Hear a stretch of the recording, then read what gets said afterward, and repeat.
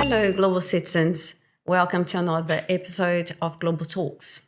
Borrowing the words of Professor Dmitry Koshanov, few concepts are as seemingly self-evident and at the same time as deeply misunderstood as citizenship. Take this statement a bit further, it's fair to say that citizenship by investment is a concept that has received a fair share of misunderstanding, often reported over a villainous narrative that rarely scratches the surface of its true meaning. Industry players have framed citizenship by investment programs as a path to freedom, mobility, and security for investors. When you flip the coin, the country offering the CBI grants a second citizenship in exchange for financial contribution to the country's economy. It may sound like a simple equation, a no-brainer, but there's a multitude of factors that require a more nuanced view on the role of citizenship by investment in the global economy. So this episode will delve into the role of CBI programs in a world that has been changing fast. We hope to spark a debate regarding the impact of these programs. And to enrich this debate, we have invited two special guests who have joined us on previous episodes. Patricia Nesheim, editor and founder of Investment Migration Insider, D Opdyke, editor of International Living magazine, and Patricia Casaburi, CEO of Global Citizen Solutions. Welcome, all of you. Thanks for being here again. Patricia and Christian in our studios, and Jeff all the way from Prague, correct? Yes, all the way from Prague. Great. Excellent. So, guys, I know the role of citizenship by investment in the global economy. It's a very broad topic. And so before we started thinking about this episode, Patricia and I, we sat down and we thought how we're going to organize this topic on a way that we can delve into very interesting nuance of the CBIs. And we thought of running the whole episode into around one question and then divide it into topics. Because, as you know, we have enough juice here for a series on CBI. Here's an idea for you, Christian, for your podcast. But yeah, so let's start. The question is, how do CBI programs affects the political, social, and economic development of a country?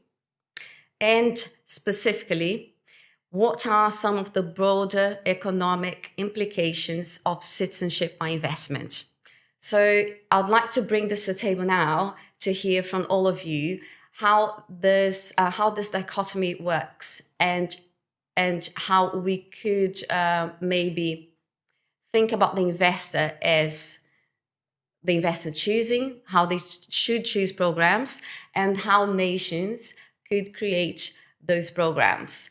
Let me see if there's something else here, another insight, because we know that citizenship by investment programs will bring some funds which are needed for a country, that it could work in the benefit of the country and the investor as well.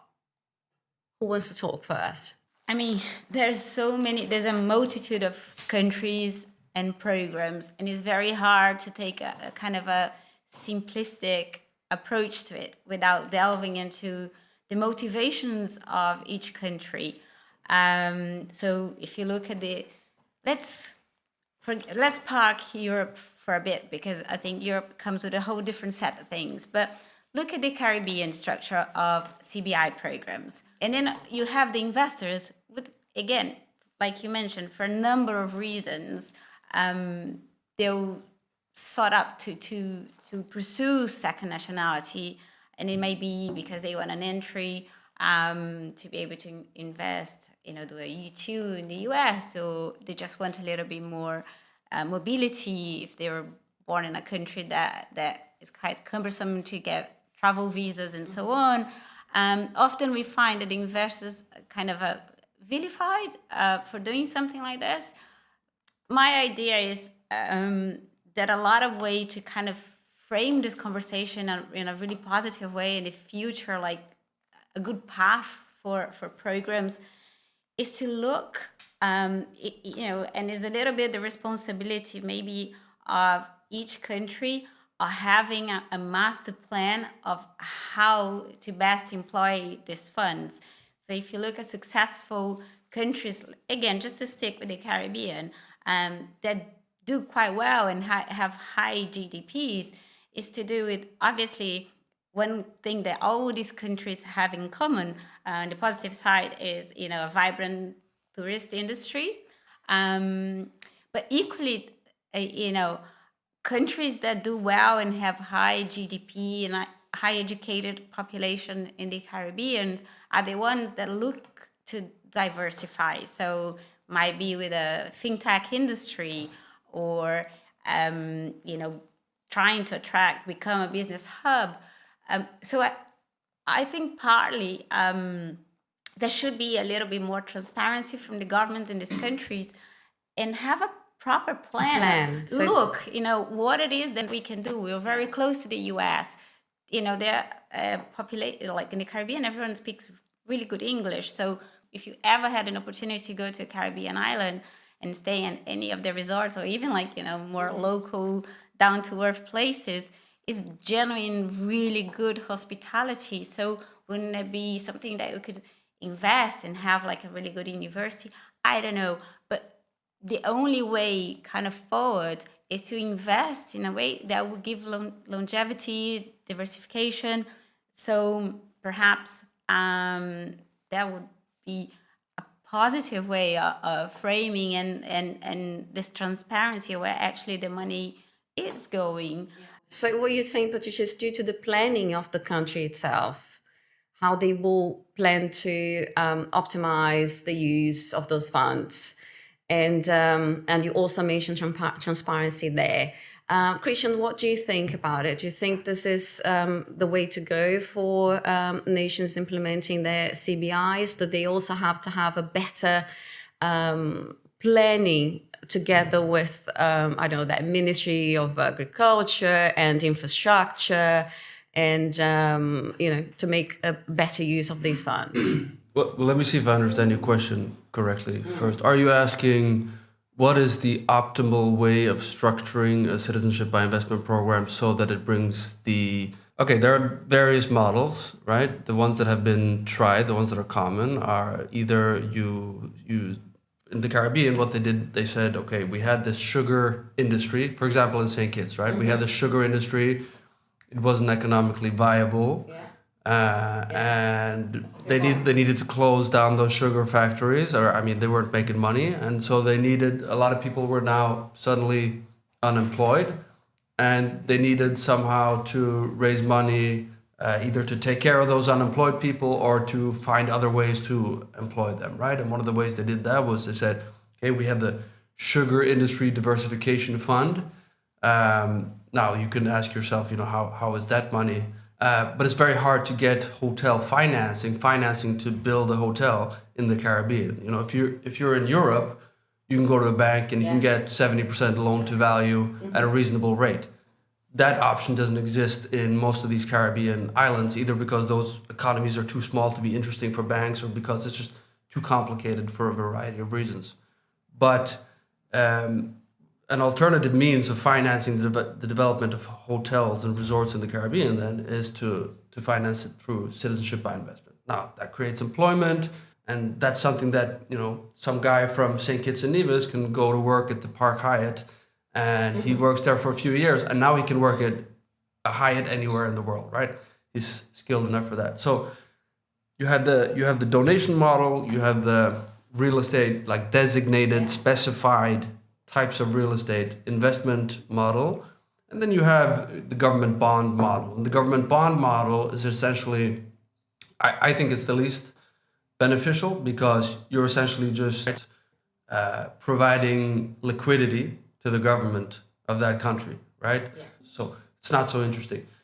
What would I say is the best way of I don't know what the best way is, but I would say leave it up to the investor to maybe you can specify an amount that should be invested, but then apart from that, leave it kind of flexible what they invest in, because investors who really care about, an investor who says, okay, whatever, I'll invest in this development so I can get citizenship. I don't really care if this is a good business or not, because what I want is the citizenship, right? But if you say, no, you can invest in a variety of asset classes. I mean, we know that governments are not the best stewards of capital.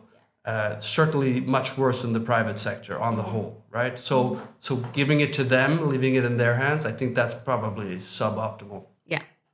No, that's a very good point. And I think what we need to think now is how can the investor choose a program? How do you, industry players like us could assist in this sort of choosing? Because the moment they start choosing programs that are more in line with their values, perhaps if they want to invest into sustainable projects, how do you get them to research? How do you they have access of the investors? What do you think, Jeff?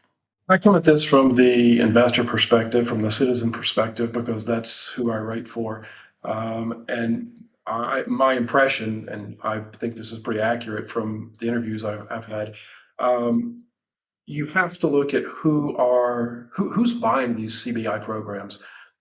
And it tends to be people from countries that are economically challenged, socially challenged, or politically challenged. Who are the big buyers right now? Russians, Ukrainians, the Chinese, increasingly Americans.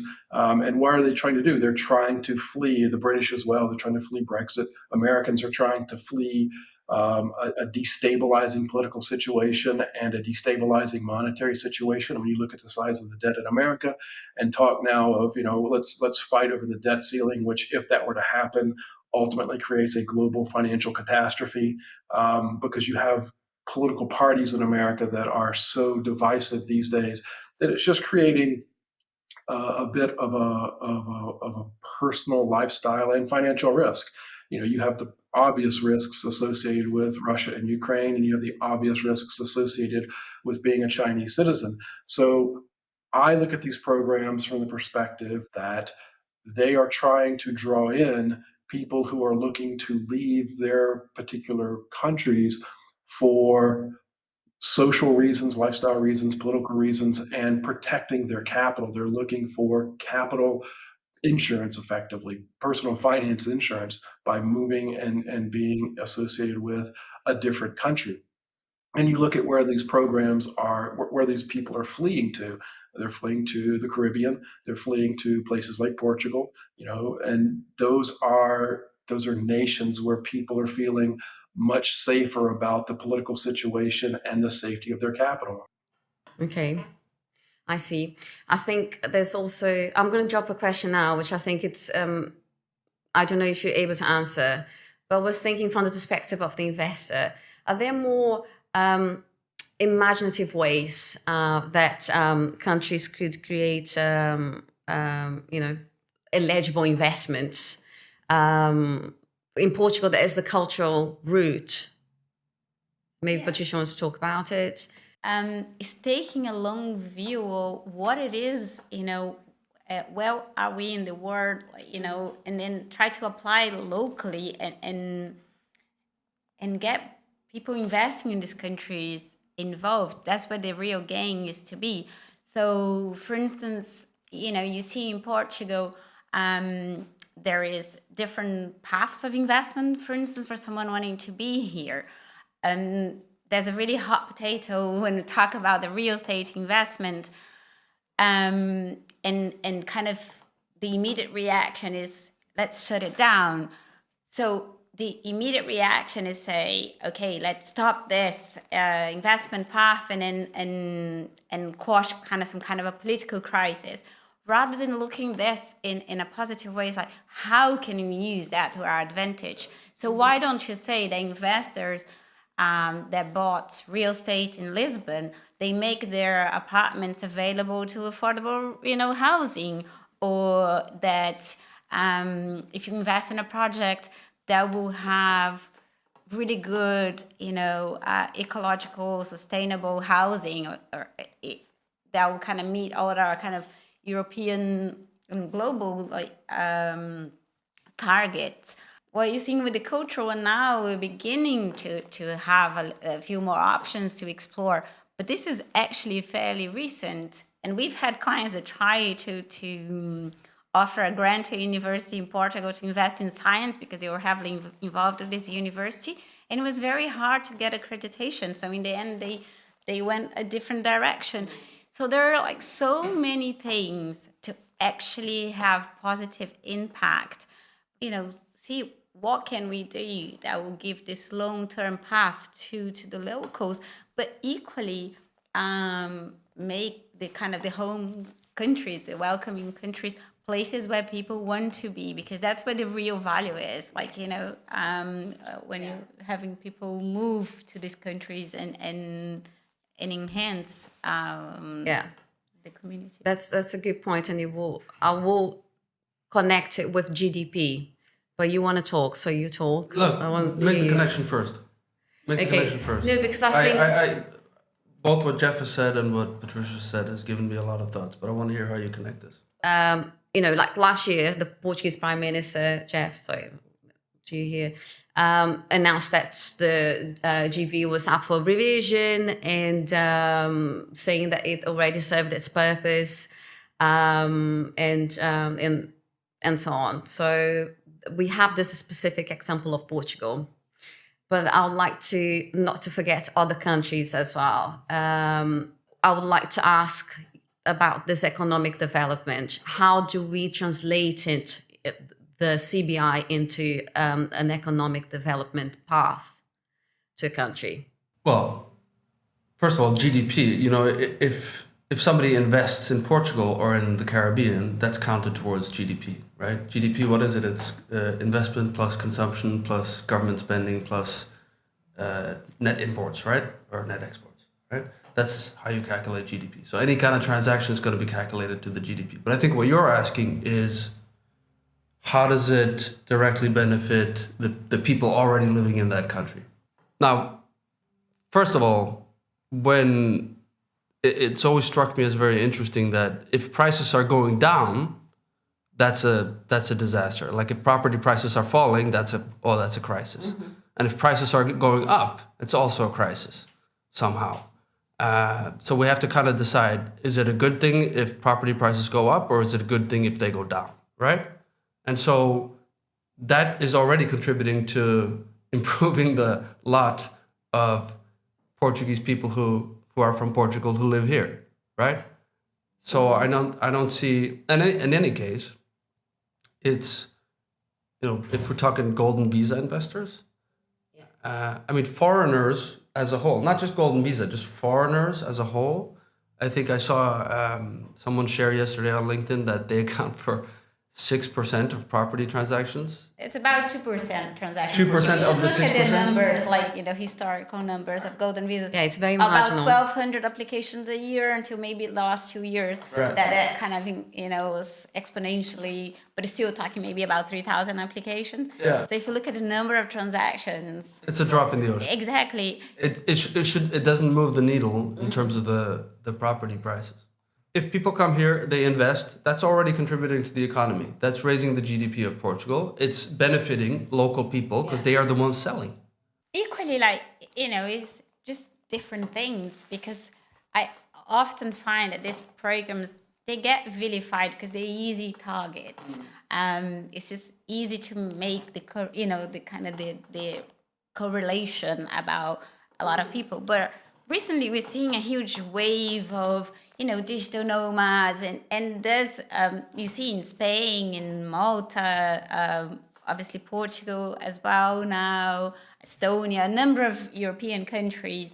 They're definitely seeking people to come over in whatever visa, even if they're not parting with large sums of money. That increased the price of everything, including coffees. Exactly. Yeah, we definitely see Coffees, that now. Yeah. But equally, it is a slow process, because the more companies or people coming from other areas, other countries, they'll come over and they'll be spending money slowly but surely. You will see an impact on because I think the problem is not with like people coming from abroad and How do you increase the salaries of the locals? How do you? Oh, the locals have to be worth more. They have to be more valuable. Their skills have to be more valuable. Okay. They have to upskill. It's you can't legislate it. Yeah. Right? Jeff, what do you have something to say about it?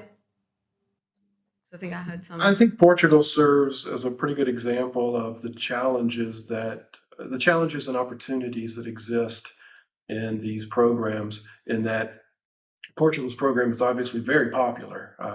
It brought in 645 million euro last year, or billion, whatever the number was. It brought in a large number, I think 645 million euro in their program last year, which is not insignificant. It's like 0.2% of the Portuguese GDP, which is, small but not insignificant. The challenge, as the Portuguese Prime Minister dealt with, is like, maybe this program has served its purpose, because look what it's done to property prices in Porto and Lisbon and down in the Algarve. And he has a point. And I know that point because I'm looking to move to Portugal, and I see what property prices are today versus when I first moved to Europe in 2018. But there's Portugal's trying to address it by saying, okay, from now on, there's this big swath of the country that you cannot invest in and earn a golden visa. You have to now go to these other areas of the country. And I understand why they're doing that, but I think that misses a broader opportunity for Portugal, which is allow people to go into Lisbon, allow people to go into Porto, allow them to go back into the Algarve, but designate regions within those cities where they can only go. So you're regentrifying parts of the city that need regentrification.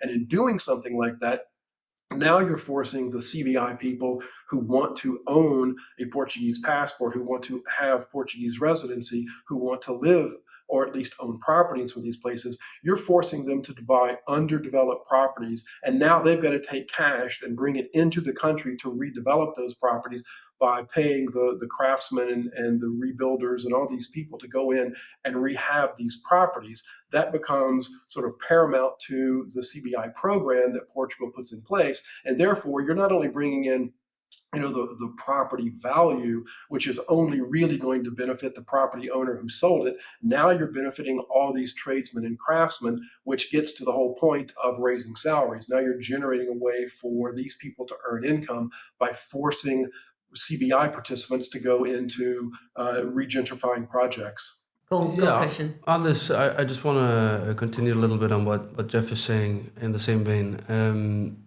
I think there's a very simple solution. If you presume that the concern is legitimate, that wealthy foreigners come here and drive up property prices, if that's a real concern, then the solution is quite simple. You could simply say investors must invest in new developments, new properties, because then it's like you were saying, Patricia, how the political reflex is rich foreigners are coming in, driving up property prices. We need to stop that, right? We need to clamp down on that demand.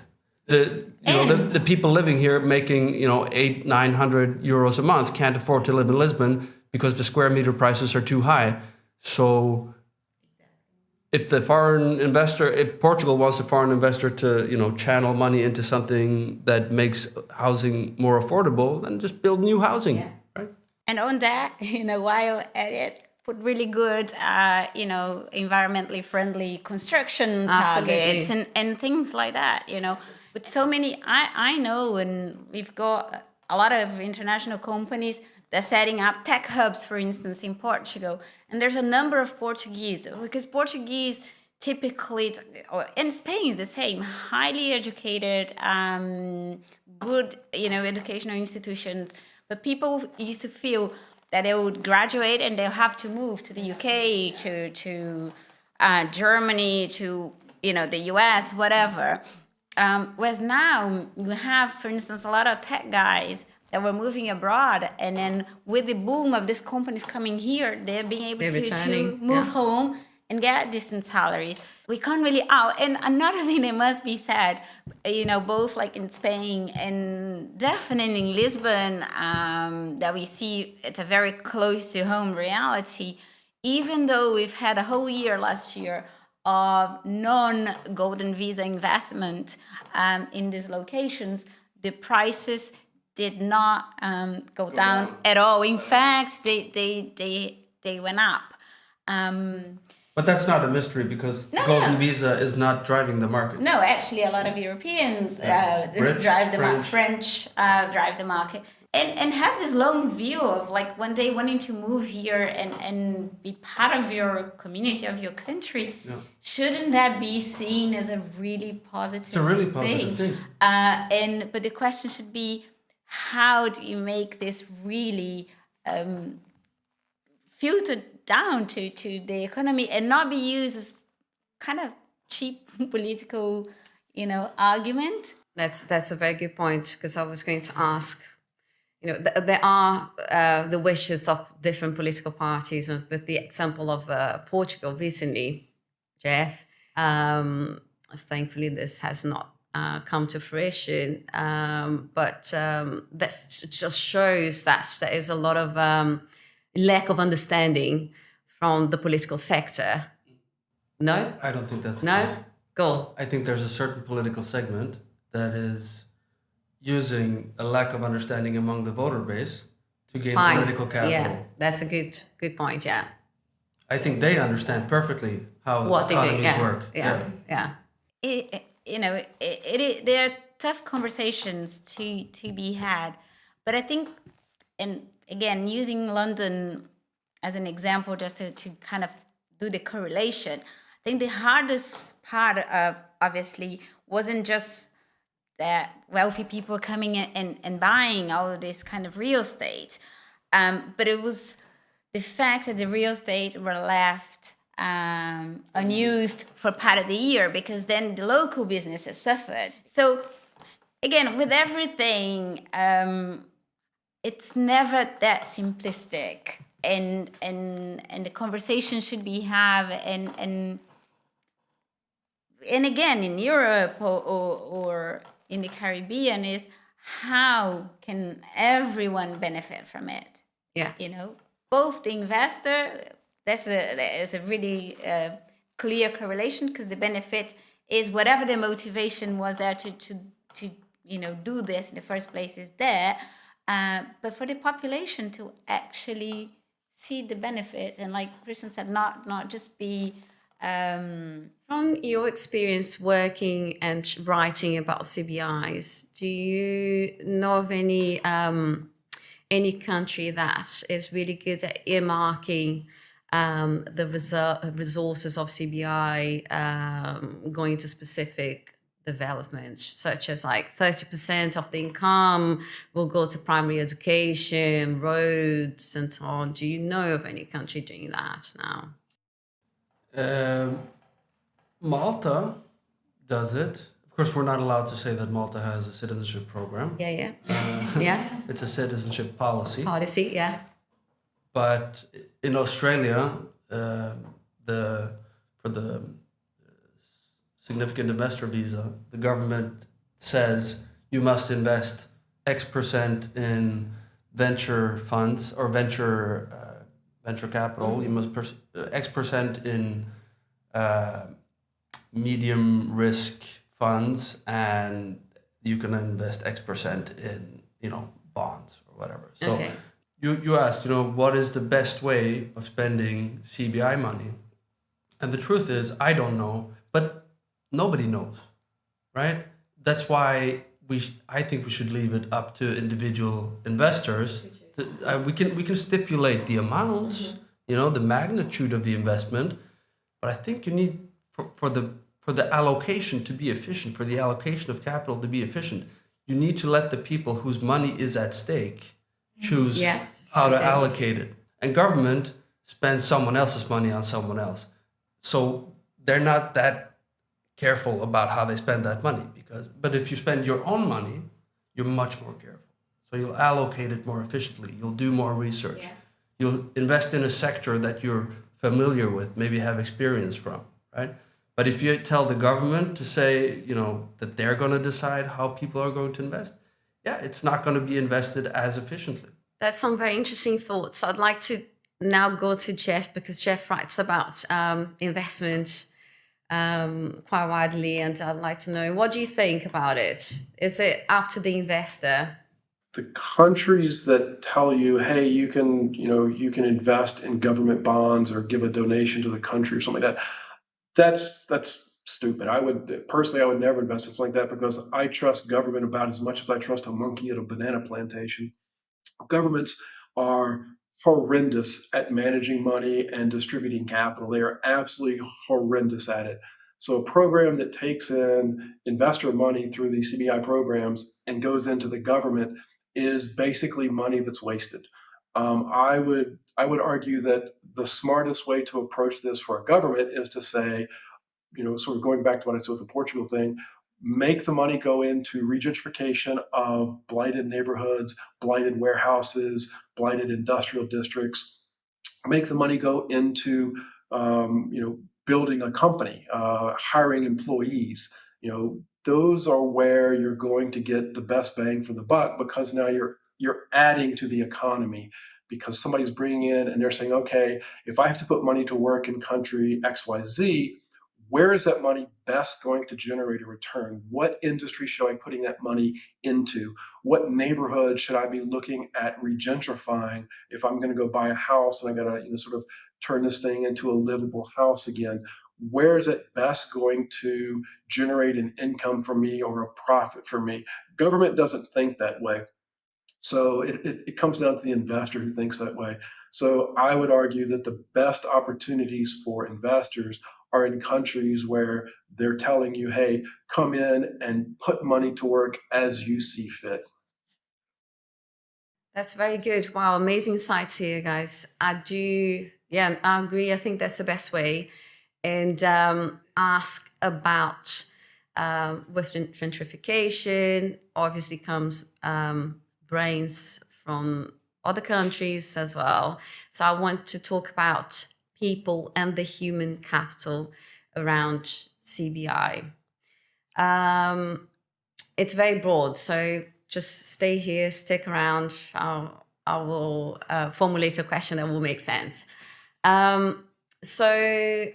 There's also lots of talks about CBIs contributing to countries with new talents and skills. So I'd like to work on the concept that some countries that were naturally hubs for migration, and what else, and also the fact that countries offering the CBIs are getting this amazing new especially tech skills coming now, given the example of Portugal. What are your thoughts on CBIs and human capital? I'll start with Jeff. I come at this a little bit from the digital nomad visa perspective because in 2020 we saw the rise of digital nomad visas. I mean, prior to that, there was no such thing as a digital nomad visa. And countries got really creative during the COVID crisis. It started in the Caribbean and it started almost as a joke. I mean, for lack of a better term, it was just a way for Caribbean countries to say, hey, Americans, you're locked at home. Come play in the Caribbean for a year and then you can go back home again. From that has sprung a ton of digital nomad visa opportunities all over the world. And they're increasingly getting better and better and better and smarter and smarter and smarter and more useful. So, one of the more recent ones that came out was one in Thailand. And Thailand came out and said, hey, you know what?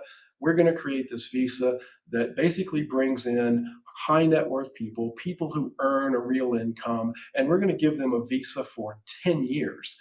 So instead of having 6 months to play on the sand or a year to play on the sand somewhere in like Bahamas, Thailand is saying, hey, come to us, bring your income to us, bring your investment skills to us, and we'll let you be here for 10 years. So clearly there is a movement towards really useful visas. And I think that's probably going to filter through to the CBI programs in some degree as you see countries begin to realize, hey, we can use this CBI program to bring in real brain talent into our country, people who have high net worth, people who are earning a real income, and people who are thought leaders, and we can bring them into our country through these programs. I think you're going to see a much more competitive landscape evolve over the remainder of this decade as countries realize this is where the real opportunity lies. Like eventually, I hope, we'll have citizenship programs that are kind of like digital nomad visas in terms of the cost.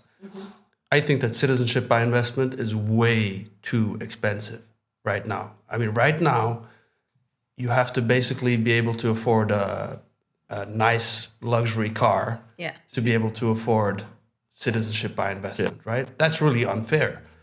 I wish that we could get to a point where citizenship, right, and it was available to everyone. Can you imagine, Gisèle, if we all had multiple citizenships? Can you imagine how well governments would treat us?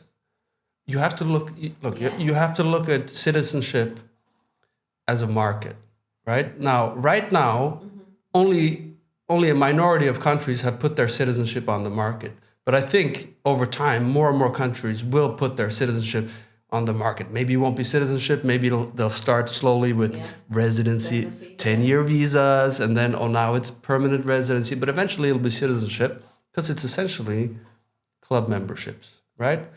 And what we want ideally is for countries to compete for the best people, because that way countries have to get better, right? You talk about brain drain.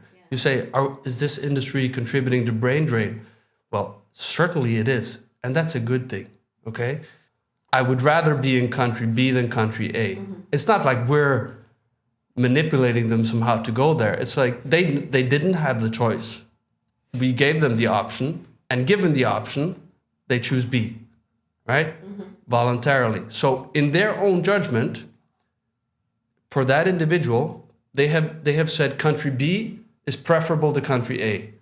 So if a bunch of people are leaving your country A, to go to country B, that's an indictment of country A, right? So of course, a lot of countries that are in that group, let's say the country A group, a lot of those countries would like to stop investment migration because they see it as the beginning of this trend of individuals having options. And when individuals have options, like imagine if we all had assets spread around the world. We all had homes spread around the world. We all had multiple citizenships. We all had friends around the world.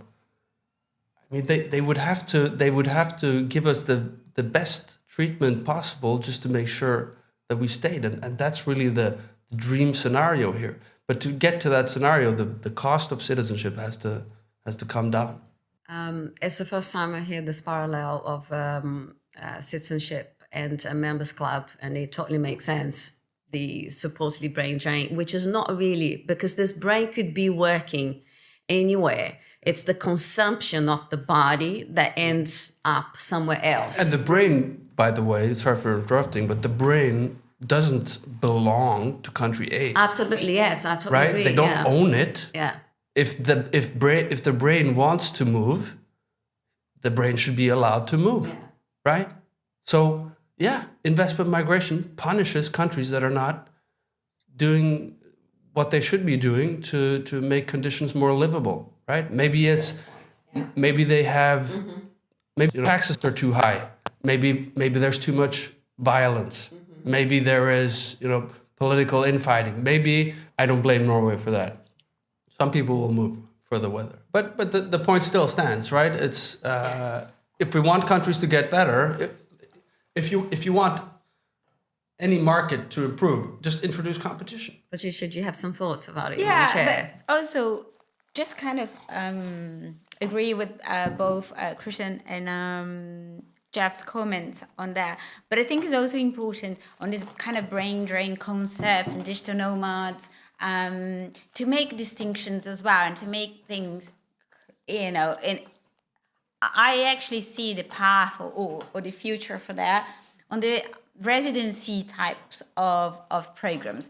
And then what we are seeing in the kind of the new digital nomads that are in Europe, for instance, it's just like the physical being that will be spending here, because one of the kind of criteria for these visas is that actually they have jobs from far away. So they just need to have a release from their companies or be self-employed and doing their own thing with like consistent kind of in a certain amount of income.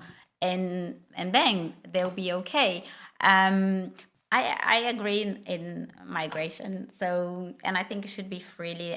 To a certain extent, I think there's a lot of things happening with like ETAs and how global verifications will work, and maybe one day we'll evolve for something a little bit more trying to kind of really ban or bar the right types of people. And by right types of people, I mean,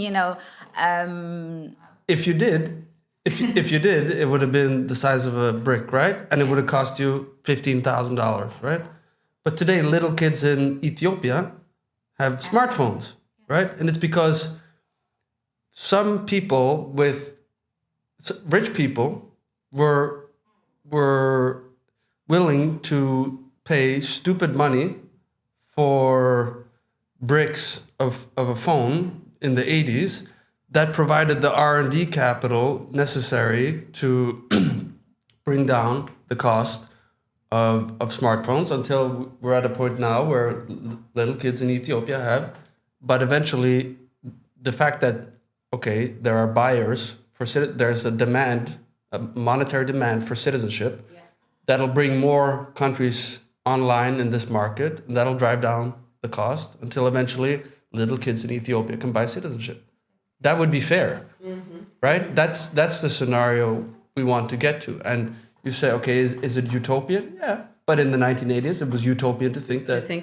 Right? Yeah. But also, if you look at the moment that we are going through worldwide in terms of, individual countries will be fighting to attract people that can actually, contribute. So because you'll be less imports, you'll be less reliant on imports.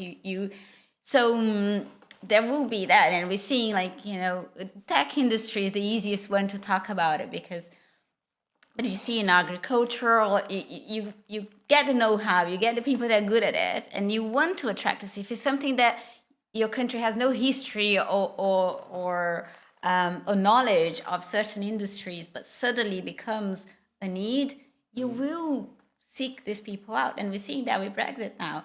The UK is...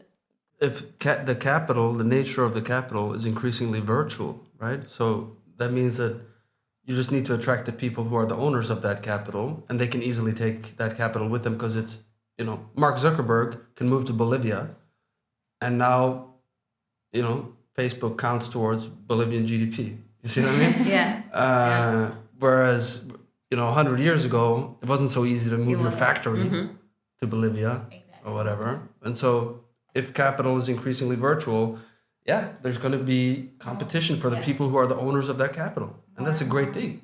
So what you're saying with time and demand, there is a great possibility that, and the competition between citizenship and investments, that this will become not only popular, but more accessible. Jeff, do you want to talk about it? Do you have any thoughts on this? The digital nature of global economy, the digital nature of money, and the digital nature of work is clearly going to open up citizenship opportunities around the world because countries are going to see that as a way to begin drawing in smart people who earn a living and can contribute to their tax base. Some of the challenge, I don't know that we ever want to see citizenship at the cost of gym membership, because the challenge there, and I'm just going to use Portugal as an example, the challenge is that Portugal has a very good healthcare system, and it's well known globally as a good healthcare system. It's well known in America as a good healthcare system. America has a horrendous healthcare system. It's good. It provides good quality care, obviously, but it is exceedingly expensive. So much so that there was a story this week about a guy who robbed a bank, old man, 60-something years old, robbed a bank simply because he wanted to get caught so he could get healthcare in the prison system. So it's an indictment of the American healthcare system. If we're in a situation where citizenship is $100 a month, then countries face the very real likelihood that you have a flood of sort of people who are dying to get into their healthcare system at no cost, and it creates social challenges that just anger the locals. So I don't know that we want to get to a situation where it's the cost of a gym membership. Sorry, can I clarify, Jeff? Just want to clarify my argument there. Yes, I agree with you. Obviously, Portugal, if it were to provide the sort of health benefits that it's currently providing, could not be charging only $100 a month for their citizenship. In a market, there would be different value propositions at different price levels, right? I see a slightly bigger challenge in all of this. It goes beyond the cost, is that you have a political body and you have a population that may be opposed to this. You see it in America, you saw it in Britain with the Brexit thing. It's the idea that, in America, it's America first, if you don't like it, get out. Well, it's a political situation. They don't want foreigners coming in. And because of that, you have political movement that appeals to that particular segment of the population. And now you've created this major political hurdle towards achieving this sort of citizenship utopia / nirvana. We'll get past that at some point. I'm just not sure how fast we'll get past that, because politics and a largely uneducated base of voters creates a huge challenge in creating these opportunities. Those opportunities will ultimately manifest simply because there's going to be such a large body of people who are, like I talked about, digitally, financially digital, their workplace digital, and they can decide, I'm out, I'm going to go do something else. And when the brain drain gets large enough, then at that point, I think you're going to have a movement within politics, that basically says, yeah, we need to change our citizenship structure if we're going to, sort of attract the right people and retain the right people. Very important conversation, because we saw different views, but one common denominator from all of us is that the investors should be the ones kind of looking at the investment and choosing more carefully. And also we also talked about the narrative and how important it is to have conversations like that are perhaps more geared towards the final consumers. We see a lot of industry players talking about what you're talking right now, but the golden visa is a very easy villain to put in the on the headlines of news publications, and try to change this narrative. I mean, me as a public relation, and try to have this conversation more open to the civil society. What do you think? Do you think this is a way that the industry could move forward in terms of trying to demystify the kind of the villainous narrative of the CBI? I would argue that the organizations that promote citizenship by investment programs probably need to do a better job of outreach to politicians, and not only explain the opportunities, because I think politicians recognize the opportunities. I think they need to be better at giving politicians a more creative way to structure these programs. Like I talked about with, again, going back to the Portugal example, instead of saying nobody can move to Porto, Lisbon, and the Algarve, restructure it so that people can still move to Porto, Lisbon, and the Algarve, because those are clearly the three most important regions of Portugal where foreigners want to live, because that's where the infrastructure is, that's where the airport is, that's all that kind of stuff. But tell politicians, let's restructure this in a way that brings money into sections of those cities, those districts, those regions, that rebuild areas that we want rebuild. We have to come at this as a much more creative position, as opposed to just putting the band hammer down and saying no more in Lisbon, which is just a dumb way to do it. Silent question. Yeah, That's very. I'm unclear as to on what you. the question is precisely in this case. What How should- should the industry fix its image problem? Is that it, or Yeah, you summarize it well. Yeah. Okay, well, But my suggestion was kind of a civil society sort of conversation. And kind of what Patricia said as well, having more of this sort of discussion. What do you think?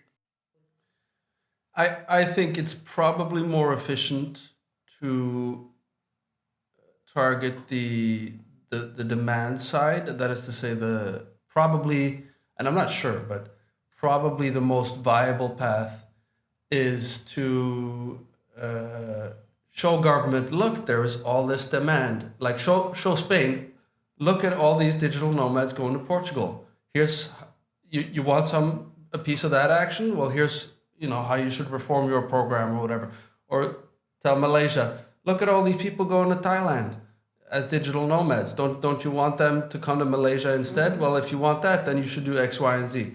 So, because I think going to the government and saying, if you did X, Y, and Z, you might get, 10,000 applicants a year or whatever. That's hypothetical, right? Yeah. It's kind of, I think that's going that direction is kind of putting the cart before the horse, so to speak. I think it's better to, as an industry, then governments will take note, because people in government, they want to stay in power. That's their primary motivation. So they will do whatever they need to do to get reelected, right? And if that involves attracting, right now it doesn't involve necessarily attracting digital nomads, right? In a lot of places. So that's why a lot of the politicians don't do it. And what you suggest you should do in terms of being in media and reporting often about CBI programs? There's an opportunity to educate the mass media, because a lot of the mass media works on the assumption that if somebody is moving citizenship and they're going overseas, then they are trying to evade taxes. There is a huge tax narrative that has built up because politicians have spun that as, look at these people trying to evade taxes. That is not the case, I would argue, in the vast majority of situations. People are not trying to evade taxes. They are trying to find better opportunity and better chances to protect their wealth from the challenges and the pitfalls that they see in their home country. There is a chance to educate the mass media on this and explain to them and show them with real anecdotes and real examples and real statistics that this is not a tax issue, that this is an opportunity and a wealth preservation issue. I agree with you, Jeff. I think that's very important right now. And that's kind of part of my role as a PR. I'm always talking to mass media, and there's a great misunderstanding of how CBIs work and in general. I think they see CBI investors as like Jason Bourne. Absolutely, right? Yeah. Or worse, right? Or worse. So, exactly. There's always do. We always go back to the AML, and then they all Jolo exactly. Yeah. So but I think I still think it's a combination. But I do think the government's not always quite do the right thing, and because there's a little bit of a gap. So like I said, not advisory boards, but having this productive conversations and having a think tank that would say, maybe for this country that would do so well, and compare and contrast and see, like you said, see how Malaysia is doing so great, and Spain, by the way, they already replicated the digital nomads and it's spreading like wildfire. Exactly, right now. But this is good. Great thing. Because obviously I'm hoping that when governments look at that, they will not try to bad news will always circulate faster. So is that. So this is kind of a active role, and then just keep at it, but opening up the discussions and not going about same old rhetorics about it. I think. I think we need to also stop trying to justify investment migration. Let's stop trying to defend it, because we have nothing to defend. No, exactly. In fact, we're a force for good. We're advancing the cause of liberty globally. And we should be the ones criticizing and attacking the people trying to stop that, not the other way around. Yeah, I think the only thing that, you know, potentially, and it's something that you've touched, and this is the role of a lot of the residency by investment programs. Yeah. And or digital just- nomad visas that have a path to residency Exactly. and then citizenship eventually, right? So I think this is already happening. It It's is. not going to happen overnight, but I think we're a gradual kind thing. of in a great path. It's definitely not going to happen overnight, but I can say that right now, unfortunately, we'll have to stop. That I am sure we will explore in another episode, but it was great speaking to all of you. And if you haven't signed to our YouTube channel yet, please do so, and you can get more treats coming your way. Thank you very much, and see you next time.